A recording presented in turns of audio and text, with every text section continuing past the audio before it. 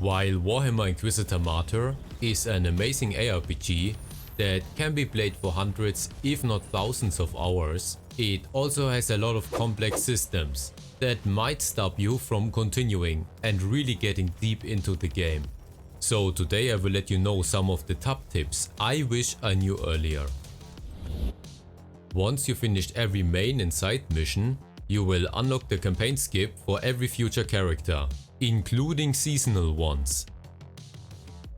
You can recognize the missions easily. Every mission that pops up in the right corner here will be either a main or a side mission. So just complete them once on one character and you will have unlocked the campaign skip.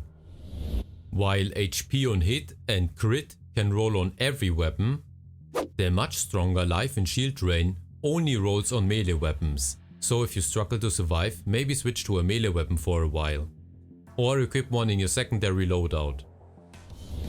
System influence can give you several important rewards, most notably tarot cards that let you modify missions and inoculator components. For example, one of the strongest ones gets unlocked in the Balthar system. There are two main ways to farm this reputation. The first are random missions. The second are missions which spawn directly in the system. The problem with those missions is that they are at a certain level. So if you are too low level, you won't be able to do them, and when you out-level them, they give you nearly no XP. But the good thing is, you can still get a lot of influence if you use this tarot card and this one. The other way are random missions. This list gets refreshed every day or after a certain amount of hours. I'm actually not sure exactly how long it takes. The good thing, and something I wish I knew sooner, is that you can re-roll them. So if you don't have the right ones up for the system influence you want, or if they are too low level because you out-leveled them and they didn't refresh yet, then just start a mission, press escape and immediately abort it.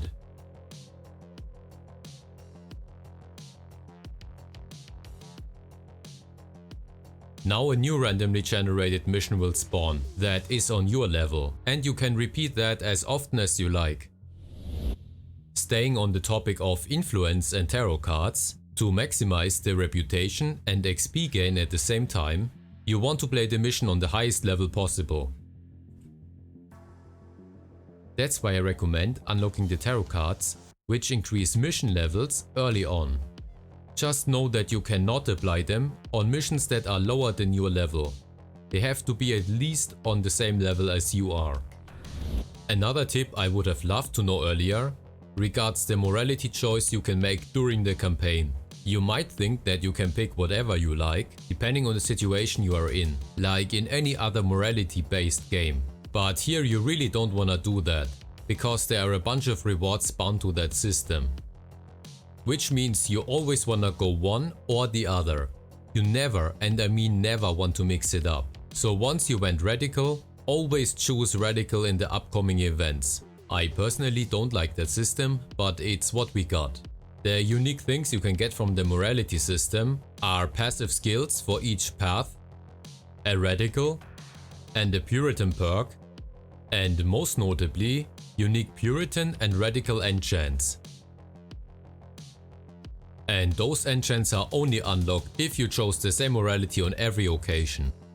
The good thing is, once you unlock the campaign skip, you can choose which morality your character will be, and you will start with a maxed out morality bar.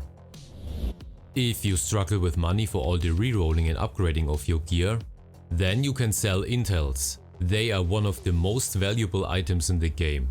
Later, when you grind it a lot and you have way too many shards and some codes left over, you can sell them also for a good profit, especially the highest level ones give a lot of money. If you want to target farm for them, this tarot card gives you increased architect shard drops, this one gives you increased sun code drops, and with this one you can find more intels. By the way, if you also want to stock up on this consumable that increases your damage and the meme virus that increases your experience gain, then you also want to use the Perseverance tarot card.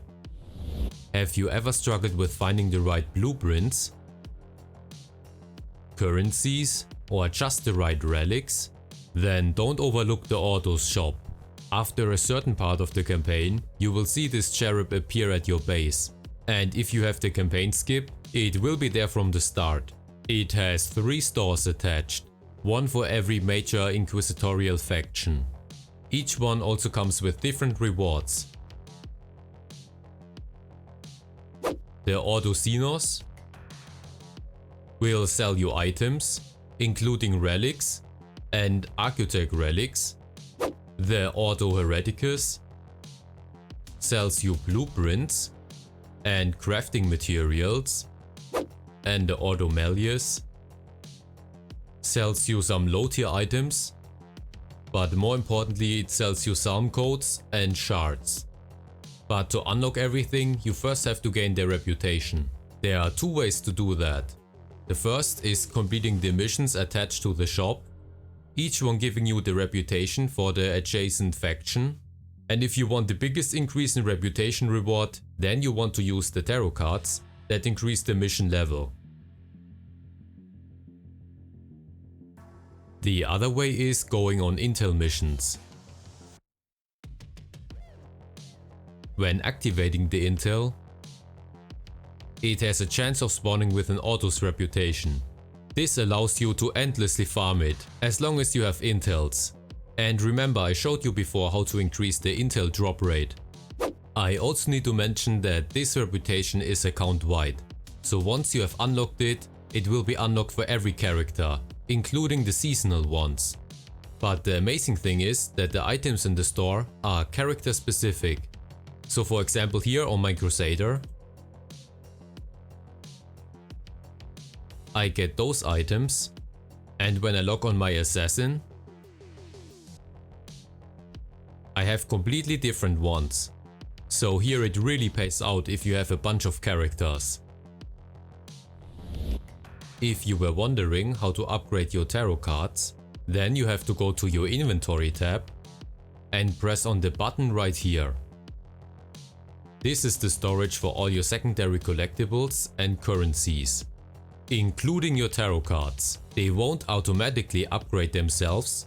You first have to go here, click on them, drag the slider and press OK.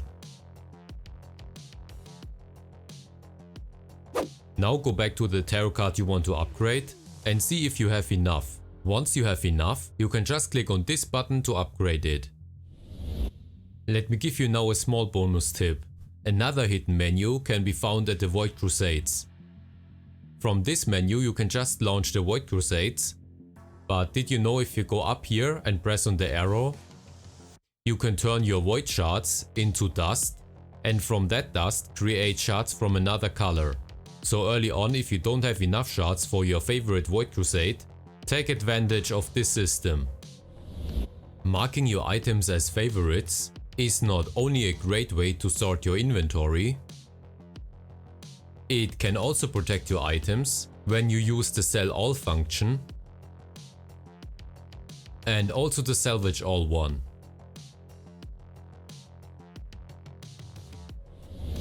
Some of the best inoculator components, like Bloodbalm, increase the cooldown by a huge amount, which makes it really undesirable to use.